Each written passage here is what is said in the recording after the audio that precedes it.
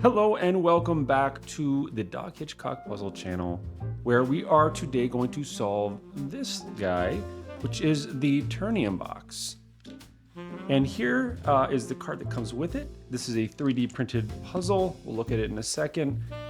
The goal is to release the coin to discover your number, or I guess my number. No banging, no smacking, no excessive force, no spinning, no shaking, no prying. None of the stuff I don't like in a puzzle. But before we get into it, just note that after the title there will be spoilers, so you have been warned.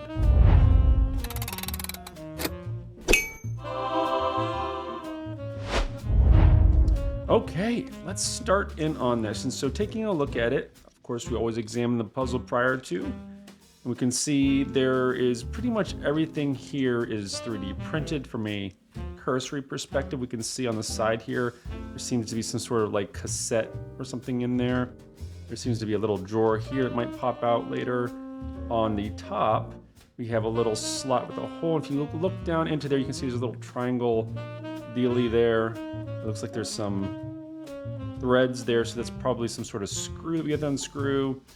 We have these triangles that you can turn, and they have some unique markings. You can see some of them are a little tighter than others, but you can see there's little arrows on top to indicate, I guess, direction. And then you have these notches that are not the same on all of them. They have unique numbers on each side versus whether there is some or not on the side. And you can see on top here, there's this little wiggly line. On this side, it's like a ziggy-zag line. On the back, just 4 dots, which might pop out or something with, there's 4 dots, but there's 5 triangles, so I don't know how that correlates. On this side, the other side of that little cartridge thing, or not cartridge thing, but a drawer thing, and this looks like the other side of that cartridge thing. And then in the front here, we have this matrix of iconography that is quite obviously going to match this somehow.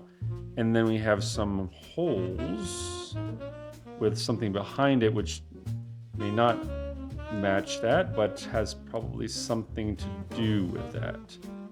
So, kind of the first step that I see would be these have to match this, but the first issue I see is that there's 5 of these, but there's only 4 in each row, and if you went this way, it's only 3 in each row. So that is quite interesting. Now, the part that is, obvious to get started is that you can see that these little squiggly lines correspond to this. So that means that, you have to use some, spatial geometry type stuff because you have to make sure that when you do the pattern, it matches the orientation, meaning that pointing up would mean actually pointing down this way because it's pointing towards the squiggly line versus the zigzag line. Anyhow, let's see, how do we start? So, well, if we have 4 in a row here, 4 in a row, and then 3 in a row, and then, 4 in a row, 4 in a row, 4 in a row. So there's 3 different configurations, or maybe it's going to give us 4 where 4 of them should go. So 4, we're having a clue about 4 of them, and then the 5th one we just do by, because there's only 3 sides, so we can just figure it out by just trying each side. So let's try that and see if that works. So maybe only one of these exists and you just do that one. So since this one represented here, 3 with nothing on each side, that's what this is. So maybe we use that when we put it in the orientation that's represented here. So it means the 3 side is towards the zigzag. So that means, maybe I'm doing it wrong because none of these exist. I mean, it does exist in the sense that this one only has one opposite the triangle, but that doesn't match what we were doing before. So let's do the top one first, because this one definitely exists. That one right there. Is there one with 2? There's also one with 2 though. Oh no, so maybe my theory is completely wrong. And then this one exists too. Oh man. Well, I guess my theory gets blown out of the water. Maybe you just need to find all the ones that exist. All right, so let's just do this one. Okay. Oh. I think I'm pretty, whatever. I think these lock this thing in here. Oh, I got it. It's coming out. Oh, maybe not. Well, it's definitely moving. Something's coming out. And it looks like, see, there's something might have gotten, I got it. Yes. Okay, so I guess it was right. We just needed to, there was no real particular, and all these things, they're all magnetic. Those aside for now. Oh, more's coming out. Oh, geez, it's just leaking stuff. All right, so that was what was on the side there. Not sure what that is. All right, anything else want to give birth to? All right, anyway. All right, so it was just about finding the ones that are actually real and then using those to dial it in there. All right, so then came out this little compartment. Looks like that was hooked to that just so you couldn't see in there. Not sure what that is.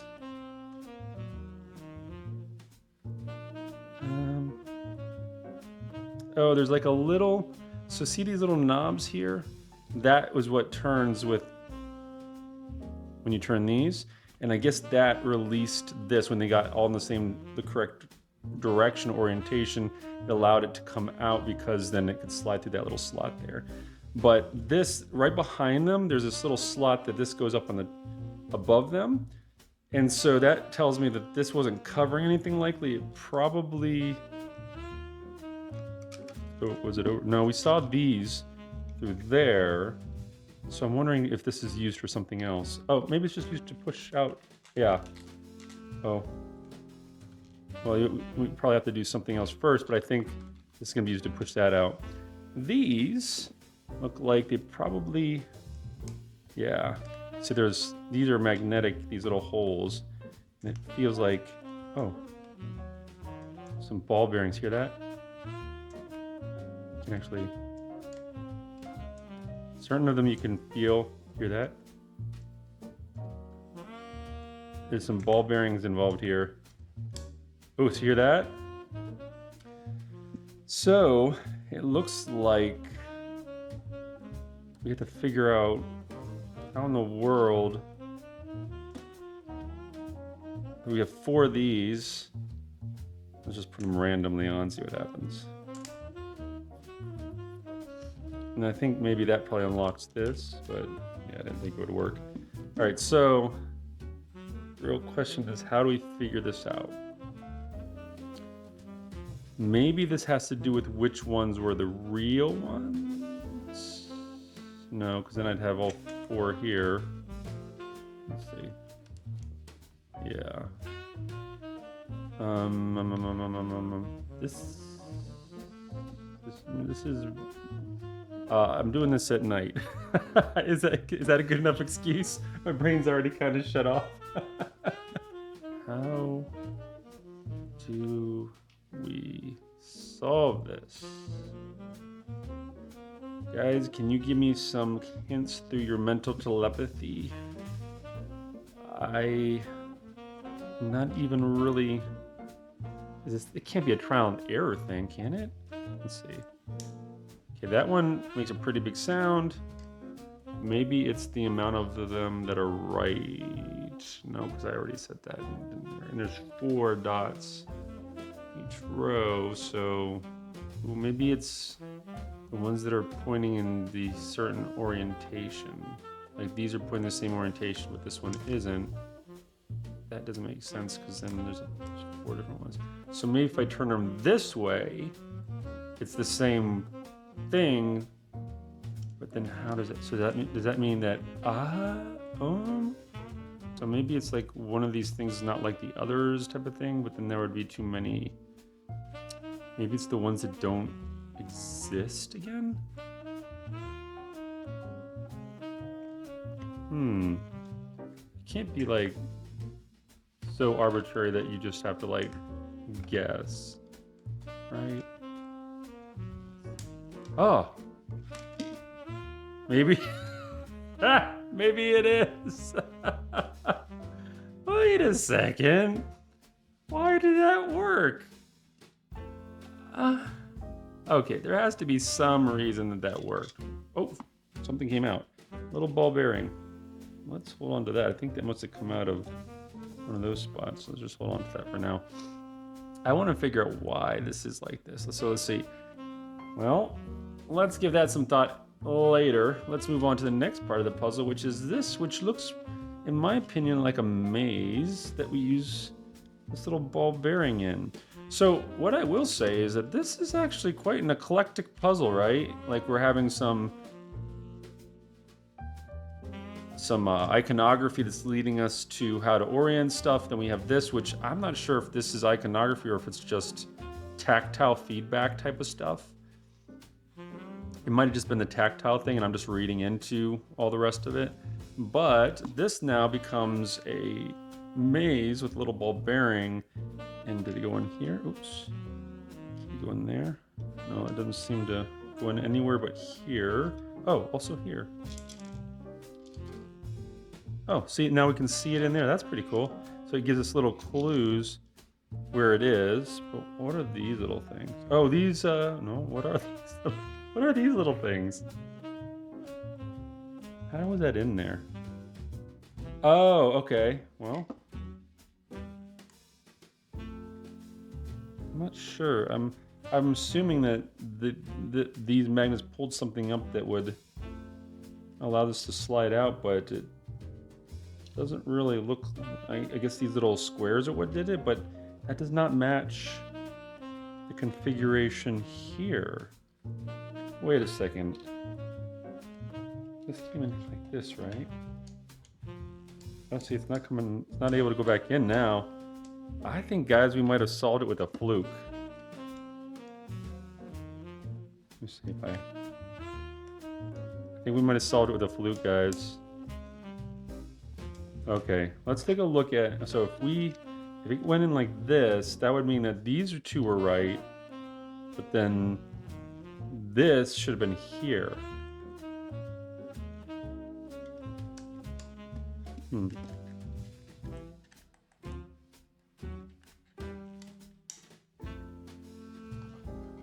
What did we do that opened it if it wasn't right? Let's try this side. All right, so that would have meant that it would have been this one and this one, and then this one. Ah, see, that sounds like it probably, yeah. So that's the right, okay. So let's see, so that was right. I don't know how we solved it. Something went wrong, or something went right or something, so that's what confused me. Let's think about that later. Anyway, back to the maze. Okay, so question is, do we put it in there first? I'm assuming what we want to do, because you can see, oh, okay, there's this little hole here that we could probably put in too. Is this way? All right, looks like there's a little thing that comes out there, maybe there, and then there. So we probably need to get it. Wait a second. Do we use this for something? Oh, okay. So that. Okay, so it's likely that we put the ball to get maybe here, and then we push it with this, and then it pushes that out maybe? All right, so let's try that. Where did it go? All right, where are you?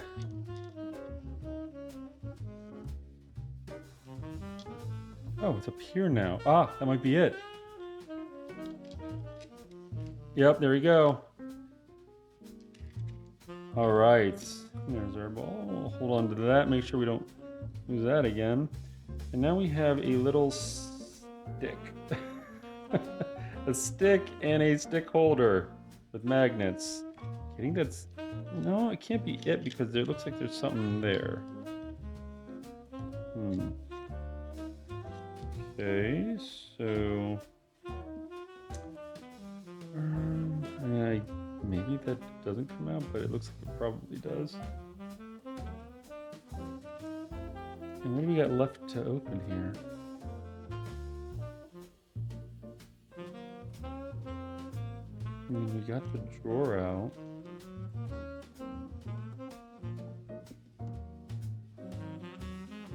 Okay, so looks like there's something under there, so maybe that stick. What is the stick for? Oh, there's a little triangle there. Push that out, okay. Like a tool?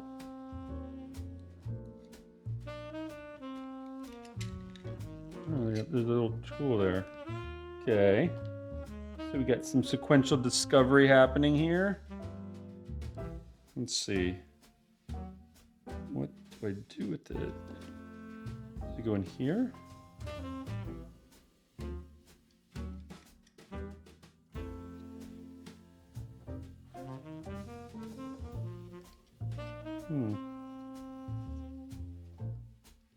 Oh, wait a second. Remember we saw that little thingy, that little screwy thingy in there. Okay, hold on. So this is going to unscrew this little triangle. All right. Is there something down there? I can't see. It's dark. Maybe that's what this is?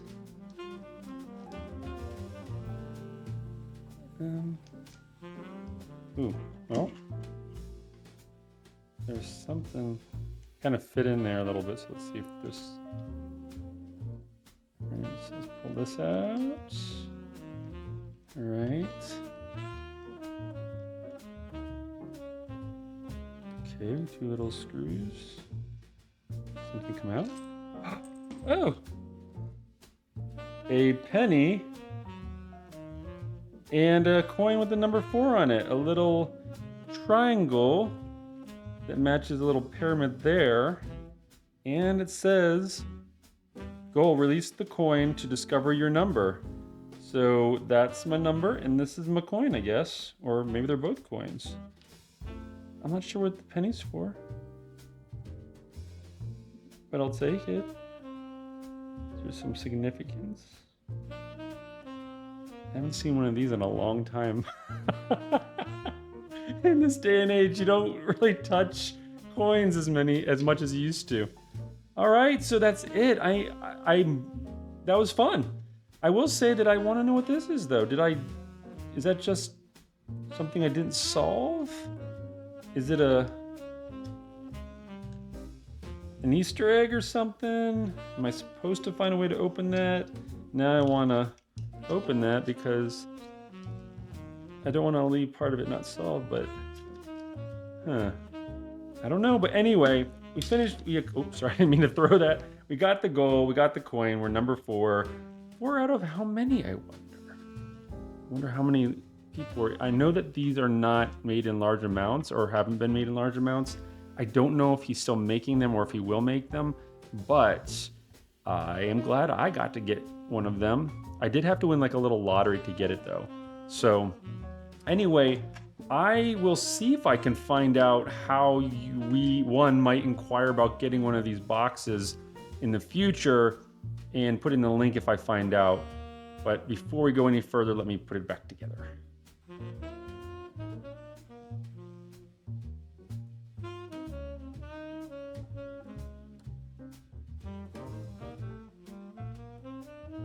The good news, okay, or the pros. Eclectic puzzle, lots of different kind of things to solve. I like there's a sequential discovery element to it. There's an internal maze. There's, some of this where you have to use clues to find out how to do things. I still don't know what the magnet pattern had to do with anything, so that I think might have just been more of a tactile feedback thing. What I didn't like about that was the fact that it looked like we solved it by mistake first time, and that is the problem with some of the concepts behind some of these 3D printed puzzles. And it's one that when I'm designing a puzzle right now, and that's my biggest fear, is I don't want people frustrated because they solve things by mistake and feel like it's a cheap, puzzle or something like that. So I'm sure that was a fluke, probably because there's magnets involved, but it was still fun. I like the tactile feedback. You can feel like the haptics of it. And I like kind of the way that the drawers came out and all that stuff. Coin was fun. For the most part, a fun puzzle. It was challenging enough. It was challenging enough for me, but it wasn't something that I probably will go back and solve over and over necessarily, but I definitely would feel comfortable handing this to a friend at a party. It's very robust, it's made of plastic, not a lot of things that are gonna be breakable. I would hand this to people and I think they would have fun solving it together. So this is probably a great one to get for like puzzle parties and stuff. What I would say is for an avid puzzler, you might like solving it the first time, but I will tell you, if you're anything like me, be prepared for the reset in the back. I highly recommend that you use tape, that you get those pins in the right place, tape them in place, and then put the little slidey thingy back in. Otherwise, like me, you're gonna spend 40 minutes and a lot of frustration is gonna suck the joy out of the puzzle. Anyway, looking back, it's a decent puzzle for sure, at a really good price point, or at least a fair price point. And I really love supporting puzzle makers that think outside the box and do something new. Other than that one reset thing, which I will get over, guys. I'm probably gonna cut out most of my complaining about it, but I will say that is the big no-no for me on this puzzle, is this particular reset portion of it. Other than that, I had a lot of fun.